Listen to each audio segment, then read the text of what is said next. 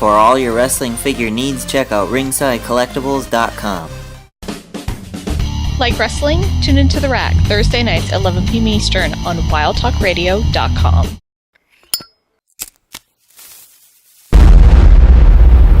That's crispy.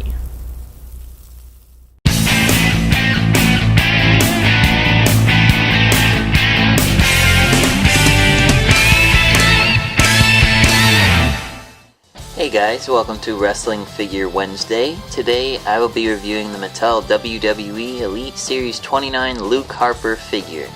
Now, this is a figure I was dying to get, as those of you who know me well know that I love the Wyatt family, and I was super excited to get Luke Harper and Eric Rowan, which I will review in another video, so be sure to check that one out once it is up.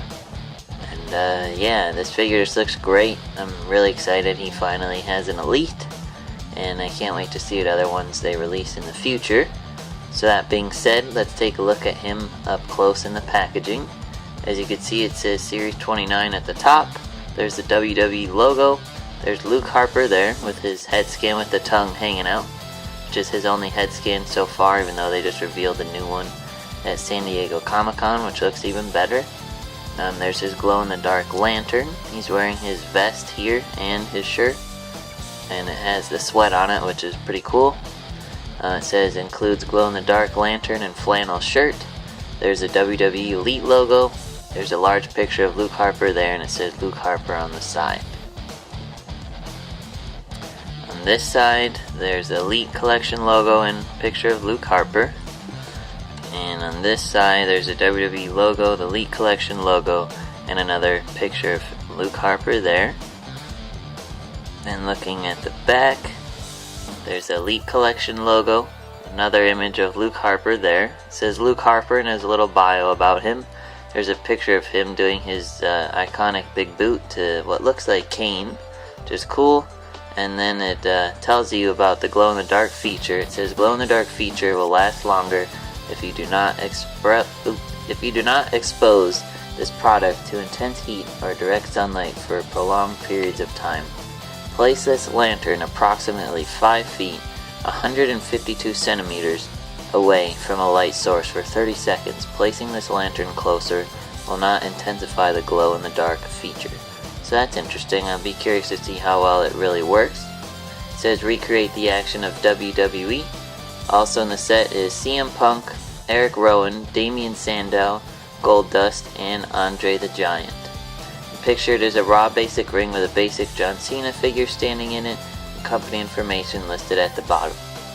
So that being said, let's take a look at him fresh out of the packaging. Alright guys, so here we have the Mattel WWE Elite Series 29 Luke Harper figure fresh out of the package. Overall, I'd say it's a really great figure. Mattel did a fantastic job in my opinion, and I'm super excited to have him in Elite form in my collection finally.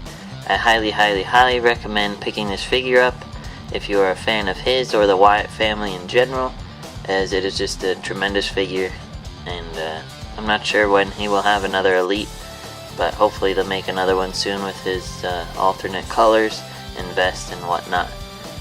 So that being said, let's take a look at the accessory he comes with up close first, and that is the glow-in-the-dark lantern. As you can see here is the lantern accessory. The yellow part here is what glows in the dark.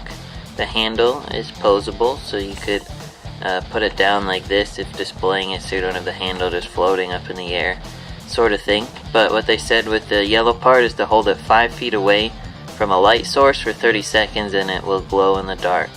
I'm not sure how bright it will glow.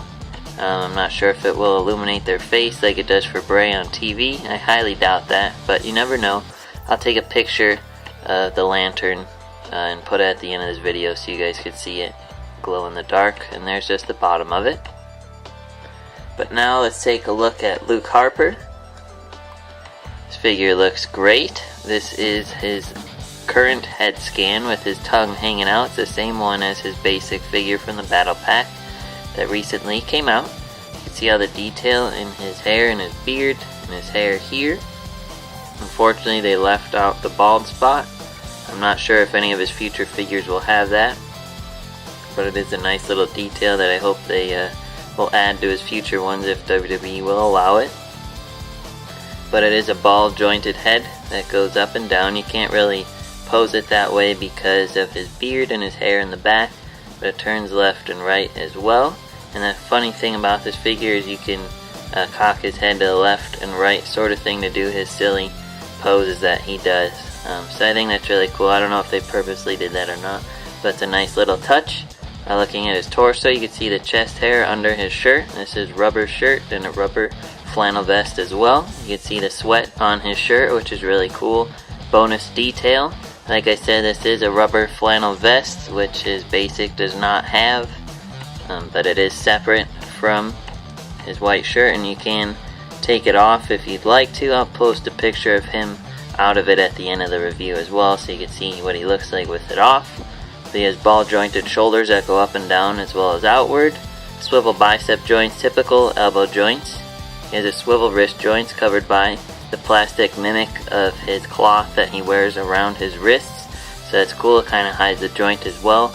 Then he has the hand joint that goes up and down as well. And he has two open hands, so you can put chairs and lantern, whatever weapons you want to use, which is really cool. He also has his elite crunch chest joint that is hidden by his shirt, so you can still pose him pretty well, as you can see. Doesn't restrict his movement at all. And then going down his lower torso, he has a swivel waist joint that is covered by his shirt.